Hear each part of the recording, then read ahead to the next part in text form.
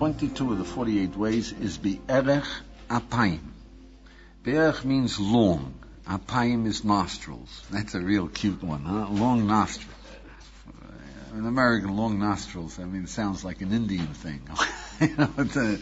But in Hebrew, it's understood as control your temper. Now, what does it have to do with nostrils? It's something that we don't notice. We notice when a guy is angry, his eyes are burning and he's agitated. We don't notice that his nostrils flare. We're going to focus on the aspect of control your temper, which means to accept frustration. I will make the effort to teach you how to enjoy frustration. But first, let's focus on being able to deal with it. Now, it happens to be that losing your temper is you've given in to frustration. And it happens to be that anger is recognized as being one of those blind emotional things. When you're angry, you don't give a hang. Darn the consequences. Tear up the book. Throw it out the window. Crash. Slam the door. I don't care. You're blind. And yet, in Judaism, we say we can control. We are intellectual creatures. When we have clarity, we control everything. Even blind anger. So, to focus your attention that we can do that, I'd like to give this example. You just got a new Porsche, brand new. And what are you going to do? You go to the thruway, you give it a good spin, right? All right, the last light before the thruway, you get a red light. Don't want to get a ticket now, yeah? So you wait it out. A fella comes up in back of you, and he bumps you. A brand new Porsche, he bumps you. You're standing at a red light. Yeah. That's irritating in any case, but now... all right, but looking ahead, you want to drive this? All right. He backs up, he bumps you again. Now we're getting angry. Yeah. A couple of cusses, right? Yeah. Okay, but we're controlling ourselves. Control. All right? He backs up again, and he bumps you a third time. That's it. Bang. That does it. Smoke, you're blind rage. You go out there, you open up his door, you're going to pulverize this guy, yeah? And out steps a guy 10 feet tall.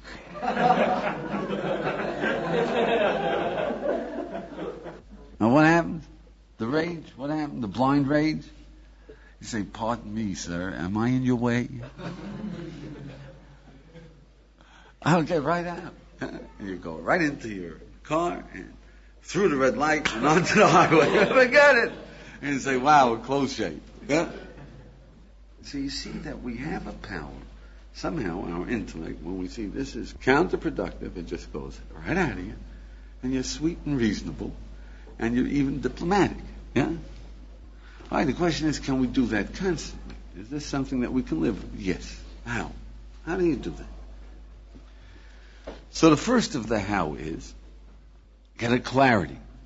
Losing your temper is not only when you upset the table and knock over all the dishes, but what else is it? It's keeping quiet too. You know that a person can lose his temper. You ever get a book, a textbook that you really, this is too much. You can take the book and throw it through the window. I mean, the guy who's really angry, he loses himself completely. He takes the book and tears it into little pieces and throws it through the window. Yeah?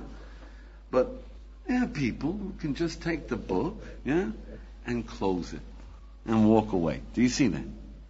So you've got to understand that anger, giving into frustration, can be just by quitting. You quit. Don't want nothing to do with it. Yeah?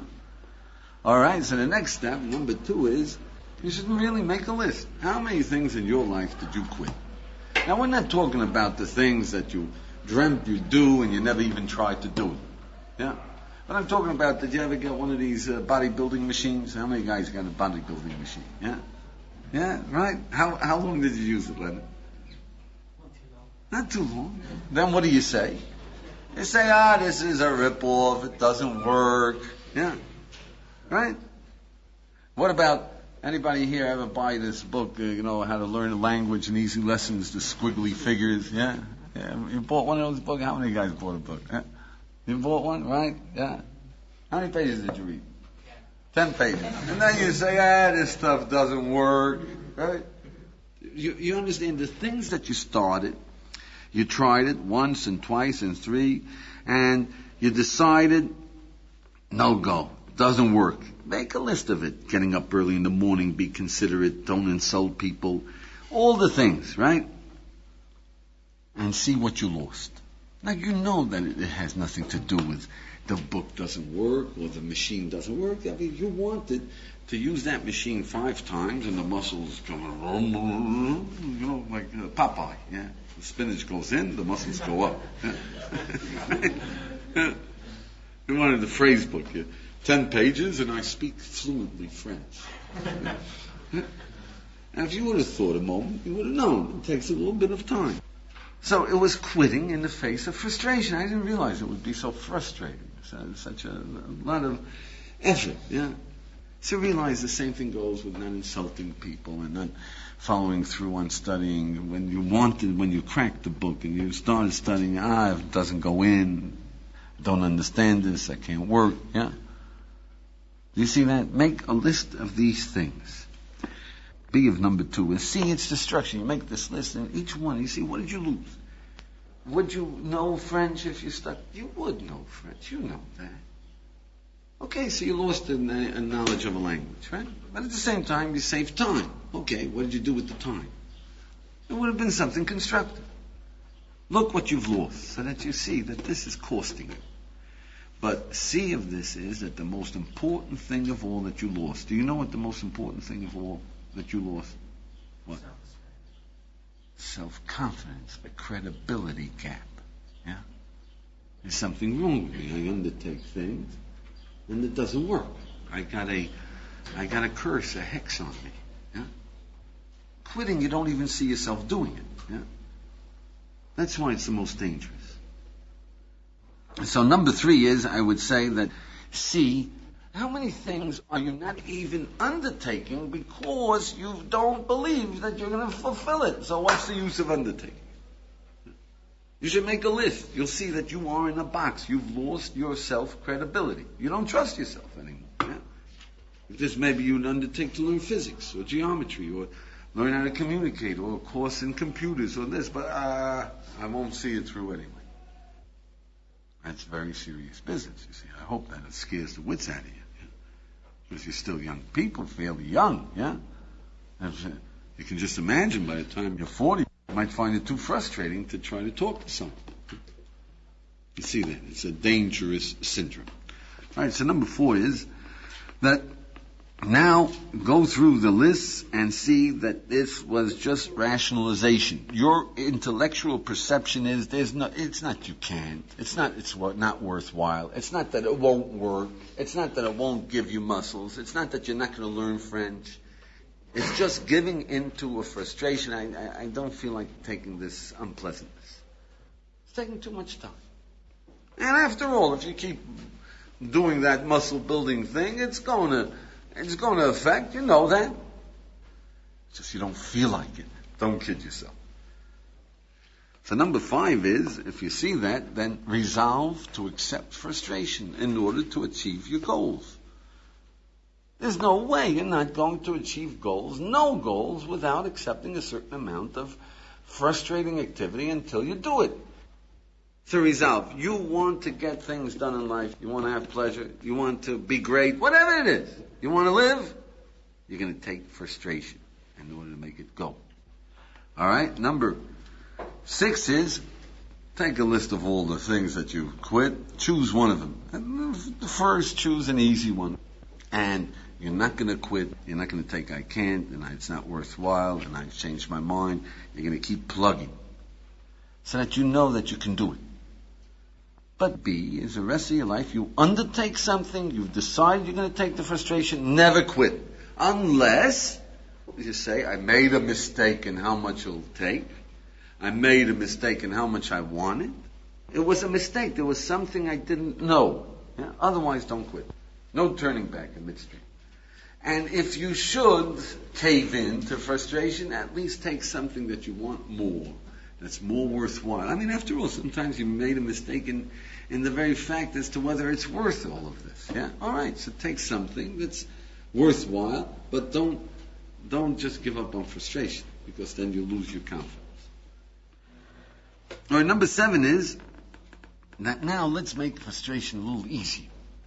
How about you fellas? You know, in Judaism we say there's nothing that the Almighty put into us a capacity for that wasn't made for our good, except we misuse it. We can misuse love. If we love our children, we can destroy them with love, right? Now there's something that you never imagine is there for a very constructive purpose, and that is the power of schizophrenia.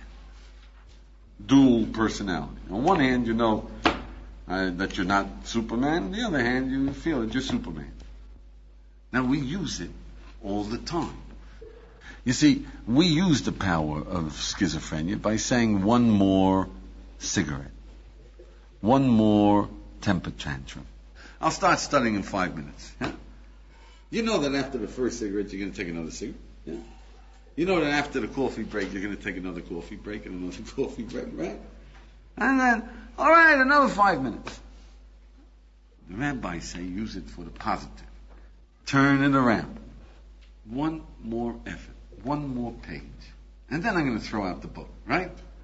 You're talking to your parents and you're frustrated and they don't listen to you. Another 5 minutes I will be sweet and controlled. Just 5 minutes. And then I will yell and I will cry and I will bang the floor. For 5 more minutes of an effort at being sweetly reasonable. Do you see how it makes it easier? Yeah. Promise yourself all kinds of things tomorrow. Today, one more effort. And it makes frustration a lot easier if you take it in little doses. Yeah. You know, when you say one more page, you're likely to keep your promise. You're likely to turn the page, read it, and that's it. Yeah, so you'll say another page. Oh, but you won't. Don't worry about it. You say another page. Yeah. You'll get used to it. Yeah. Isn't there a breaking point with the kids? They're sick or they're driving you nuts and they just keep going day after day. And you can't just say one more day because you know an end is going to come. Don't say a whole day for it. That's a breaking point. When the kids are driving you nuts, you just say 1/2 an hour. Yeah. But the thing is, deal with it. That's the problem. You guys don't know. He knows that a woman with her kids are bawling and crying and this and that. Right? But saying another 1/2 an hour will help. But it's just a 1/2 an hour of meaninglessness. 1/2 an hour of solving this. 1/2 an hour of trying to get them to distract them. 1/2 an hour I'm going to try. So that you have a little progress. It'll certainly help in a 1/2 an hour. Frustrating, yeah? Taking it 1/2 an hour, but there's no hope in the end, you see? That if you're trying, how do I solve this? How do I get him off this me or this? 1/2 an hour I'll work on solving it. And then I'll whack him. And I'll smack him. And I'll...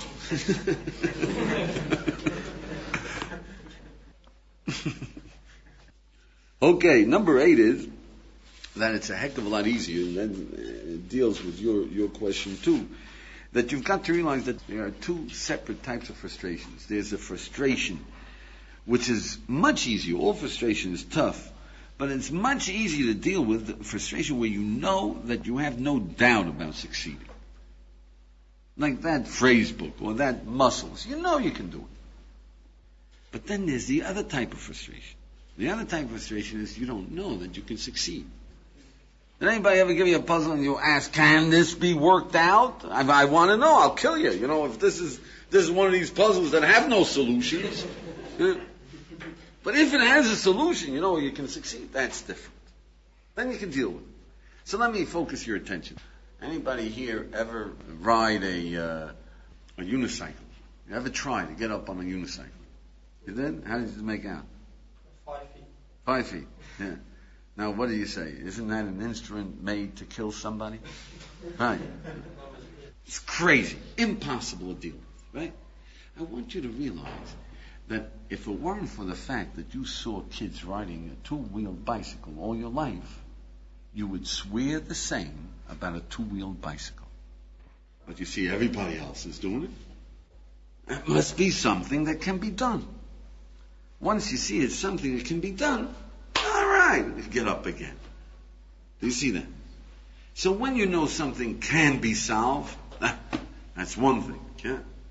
When you're tackling a frustration, you don't know whether there's any solution to it or not. Oh boy, you're building up your frustration. I would say that mothers are into that position. They don't have confidence that you can tame these creatures. Yeah? That anybody in the world has ever done it. Yeah? If you don't know that it can be done, there's going to be a heck of a lot more frustration. And a guy who caves in for that doesn't mean you're going to cave in on a phrase book. You lose confidence. Yeah? No, a phrase book can be done. So what you do for the second time if you don't know? So if you don't know, it takes an awful. You got to be a pro. You got to be a pro to try to figure out how do you get human beings to be sane. Boy, I'm still working on that frustration. I know. The Torah tells me. See, that's the only reason. Otherwise, I would have given up long ago. Yeah? You get it? But I know. The Torah tells me, and I trust the Torah. Yeah? But number 9 is that always try to move as much as possible into the A type of frustration. You're going into business, and you're going to doubt yourself, and you're going to have some troubles, and you're going to wonder whether you've got it in you, and you're going to tend to quit and start crying, yeah? Just make sure that you count all the guys on the block who are dumber than you, who never could count, who have made it with a store and a business and a this and a that, yeah? And then they say, okay. Do you see that? They can do it, I can do it too. Yeah? Take it out of that sphere where it can't be done. And for a mommy, yeah, she should find the lady on the block, yeah, whose kids she thinks are well behaved, yeah, and find out differently and ask her, well, do they ever behave well? Yeah? And what do you do? And just the fact that people have dealt with them, yeah, will give confidence. Then you focus on that, it takes it out of the B type, where you don't know that you can succeed, that murders you. Yeah? What if the kid is really wild? Well, you got to figure it out. Why is he wild, etc. You got to have tools. So you learn a little psychology, you learn a little tools, right? But first, you got to know you can solve it. All parents get a piece of advice, 2 pieces of advice, 3 pieces, distract them, find out why. They get a piece of advice, right? And they remember to use it once or twice and it doesn't work. Like everything, you've got to learn to use it. You see, so you say, I'll try it another time. One more time. Okay, C of this is that realize that for us, for people who have accepted the Almighty as having revealed Himself on Sinai and giving us instructions for living, it's such a tremendous help because it just moves everything into A-type frustration. You know you can succeed. You know you will succeed. Yeah? So as far as a Jew who believes in Sinai is concerned, he knows happiness is an obligation. No matter how many times you tried and you failed, you're just not there. Turn it around, get it in. Yeah? That's a power. But in lieu of that, if you're still secular, yeah, and you still don't know this, then D, in Judaism we say that human beings, the Almighty gave us the Torah inside of us. The angel taught us. We know truth. So try to get your perception, and your perception will work. Can children be dealt with? Will you learn French from a French book? Use your perception instead of, it won't work. Focus, be an intellectual, decide. Will that muscle building machine work? You know it will work. It's got to work, yeah? Don't let your body fool you. You perceive, that's reality. Now, the body's going to say, it won't work, I can't. That's the battle of insanity. You want to take it on, or you don't want to take it on? But that takes a heck of a lot of guts, you see? To be an intellectual, is that a lot of guts, yeah? All right. Number 10 is that, look, one of the 48 ways is accept pain.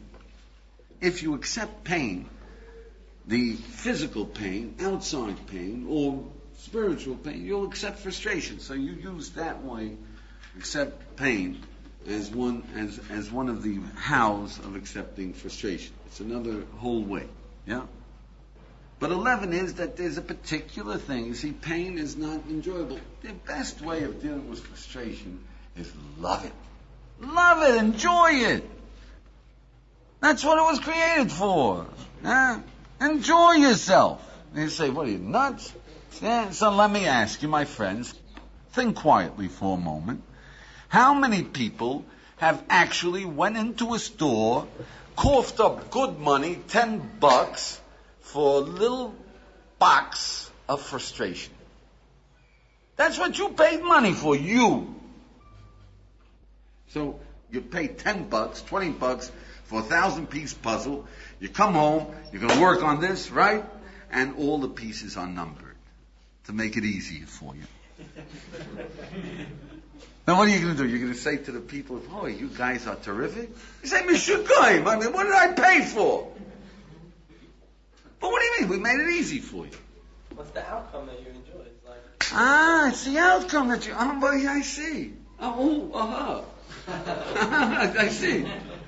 But the outcome is 1, 2, 3, 4. You got the same picture. No work. Oh, no work. Oh, I see. What do you mean? You don't have to put it together? No. It's not frustrating. There's no discovery. You don't have to overcome anything. No skill involved. Let's say we have one of these new computer games. All you got to do is press the button with your nose, and all the alien invaders are wiped out.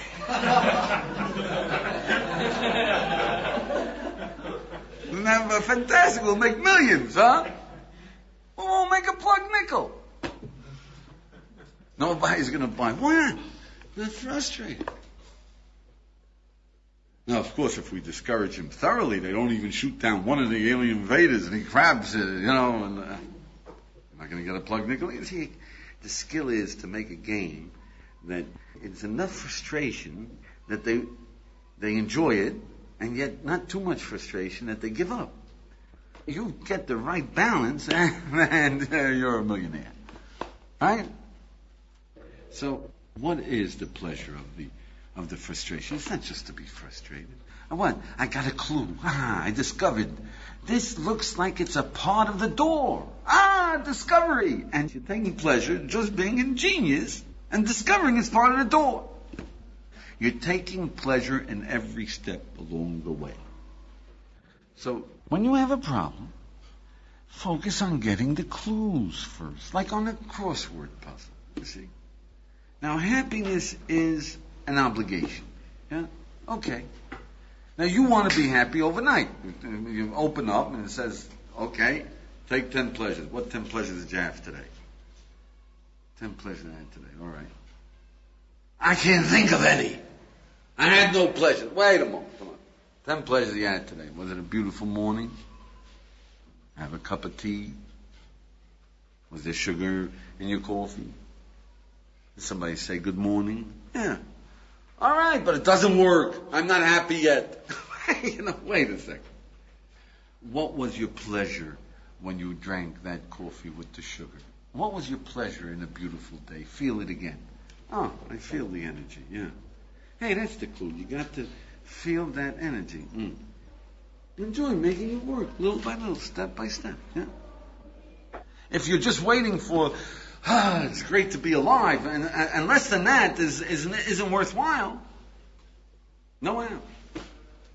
So if a mother is dealing with her children, she's got to see that they're yelling a little less loud. They're thinking a little bit. She's got to see that they're thinking. Okay, number 12 is that for living, the best way for living is appreciate it is one jigsaw puzzle. You've got to figure out your powers and what marriage is about, and little pieces of each one. You have to play all these jigsaw puzzles and enjoy it. What are your pleasures are like the framework. You see, get that framework first. Know what you're after. You take little clues, What do people go after? Fame, fortune, money. Come on, puzzle it out. What are your pleasures? What do you want out of life?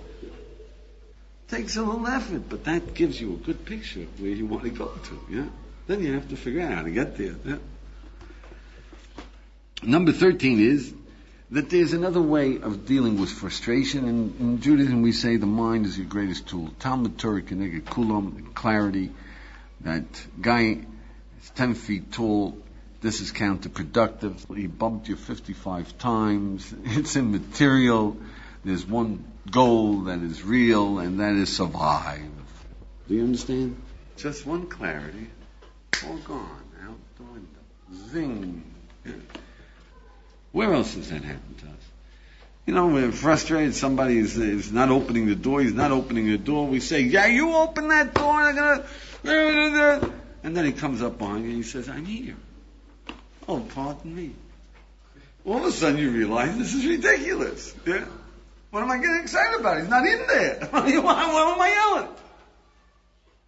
It's counterproductive. It doesn't make sense, right? Now, why did the Almighty give us frustration that we just can't take it and we have to quit? Come on, we always use that as our first excuse. Yeah, when we quit, what do we say? It's impossible. It's a waste of time. The barbells is a waste of time. Studying is a waste of time. The French book is a waste of time. Dealing with kids you can't deal with is a waste of time. It's a waste of time. It's a waste of time. And you know what the most frustrating thing in this world is? Wasting time. You understand? That's why the Almighty created us that way. People say, you know what? I'm going to take a vacation. 2 weeks I'm going to do nothing.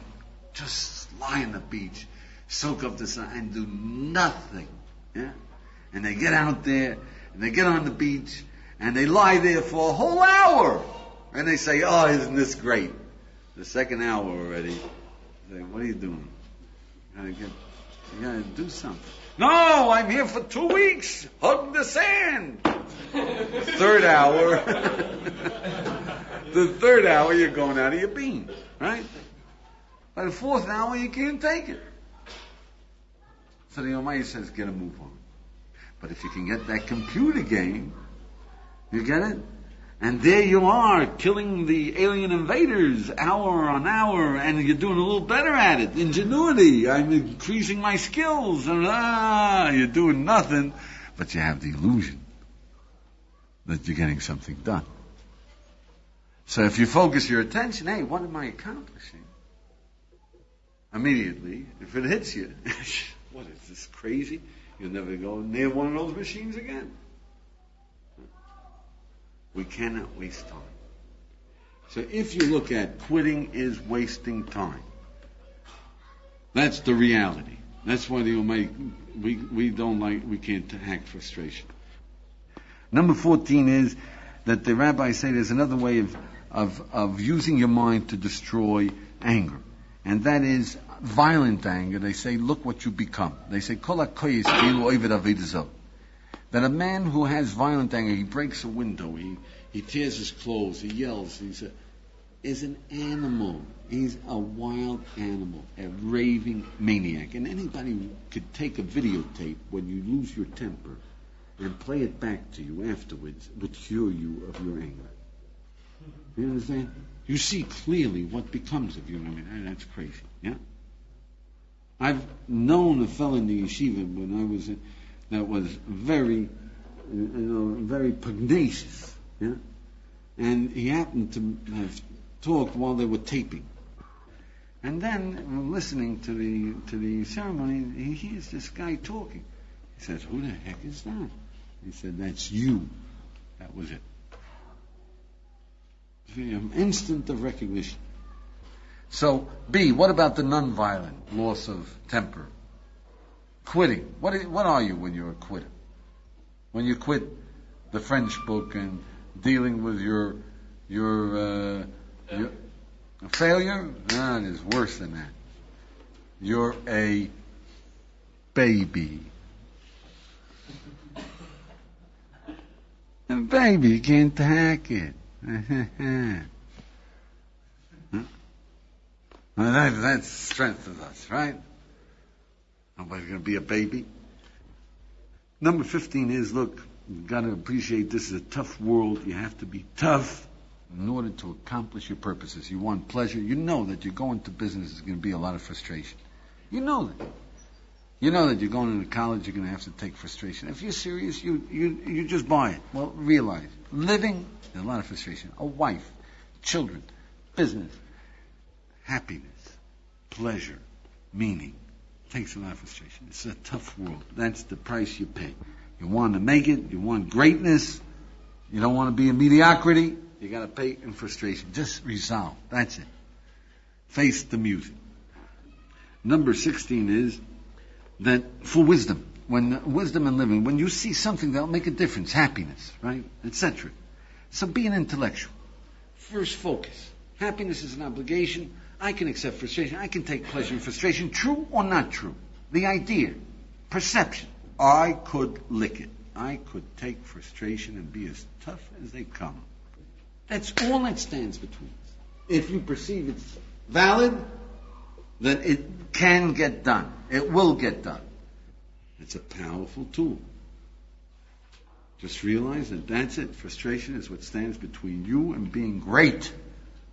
Yes, you.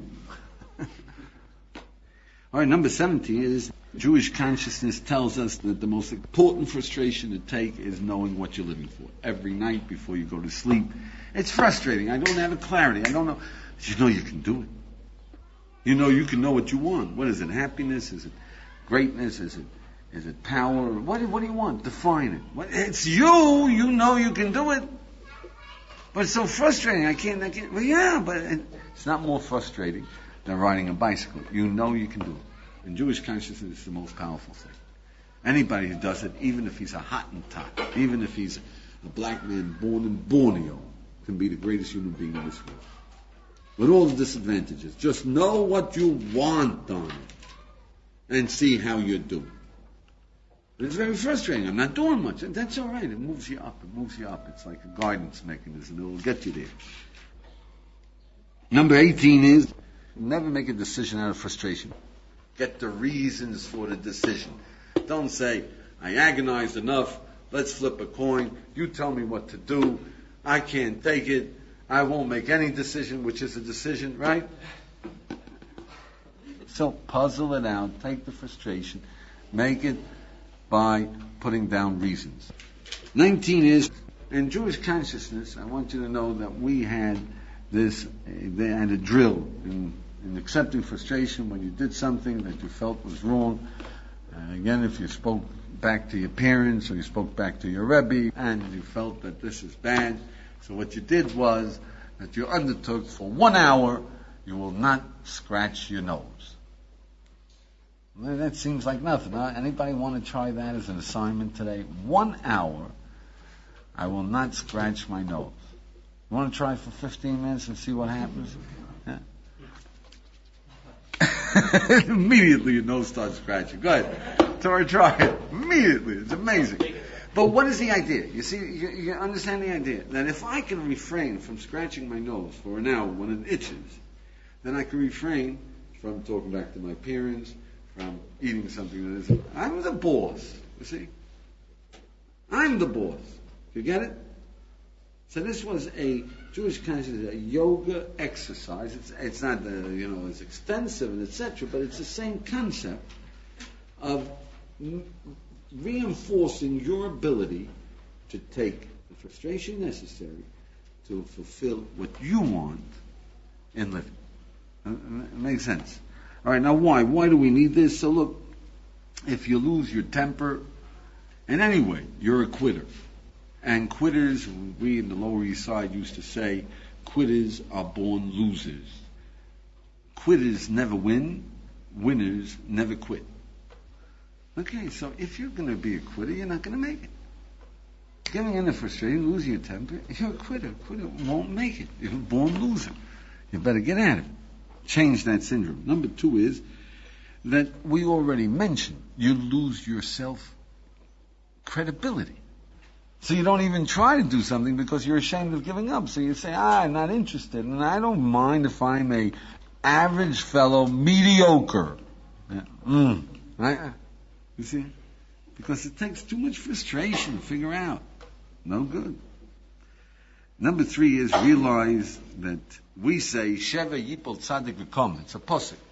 The righteous man falls down 7 times and he gets up. The evil man falls but once. The difference between the good man in this world, the man who accomplishes good, his accomplishment, power, life, success, happiness, is how many times you pick yourself up and you try again. Everybody's going to give it one try. But the evil man, the guy who's got nothing in life, is a guy, when he's frustrated one time, he fails one time, he quits. You get that? That's the whole difference. Everybody wants the right thing. Everybody wants to do truth. Everybody wants to be reasonable. Yeah? And we all try once. But the guy who does it is the guy who picks himself up once, twice, it didn't work, it didn't work, it didn't work, it didn't work, until it does work. Make sense? All right. As far as Lamaisa is concerned, I would strongly urge that you try that exercise for half an hour and report for yourself that you can take frustration for half an hour. You will not scratch your nose. Try that. Let's get the feeling, the old Jewish consciousness feeling. All right, thank you very much. You have been listening to the 48 Ways to Wisdom.